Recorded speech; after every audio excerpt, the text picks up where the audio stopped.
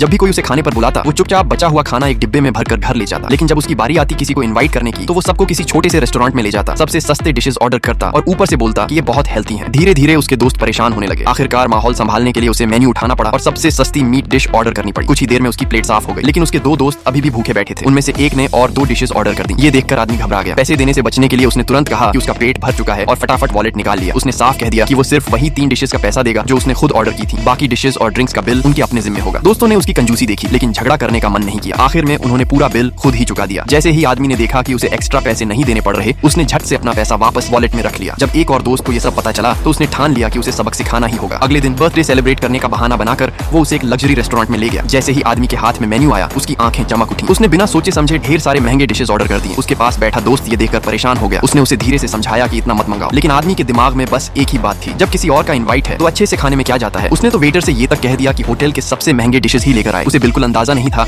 कि अपनी हरकतों की कीमत वो बहुत भारी चुकाने वाला है। जब वो पेट भरकर आराम से बैठा था तभी उसका एक दोस्त अचानक नशे में होने का नाटक करने लगा और बोला कि उसे वॉशरूम जाना है। दूसरा दोस्त तुरंत समझ गया और उसे सहारा देते हुए वॉशरूम तक ले गया। जैसे ही वो प्राइवेट रूम से बाहर निकले उन्होंने तीसरे दोस्त को मैसेज भेजा, किसी भी तरह निकल जाओ। मैसेज मिलते ही तीसरा दोस्त भी बोला कि उसे वॉशरूम जाना है और वो भी आराम से बाहर निकल गया। करीब आधे घंटे बाद आदमी ने इधर उधर देखा, पूरा कमरा खाली था। उसके सारे दोस्त गायब थे। उसके सीने में एक अजीब सा डर उठने लगा। उसे महसूस हुआ कि अब कुछ बहुत बुरा होने वाला है। वो घबरा कर बाहर निकलने ही वाला था तभी वेटर्स ने रास्ता रोक लिया। उन्होंने ठंडे स्वर में कहा, पहले बिल।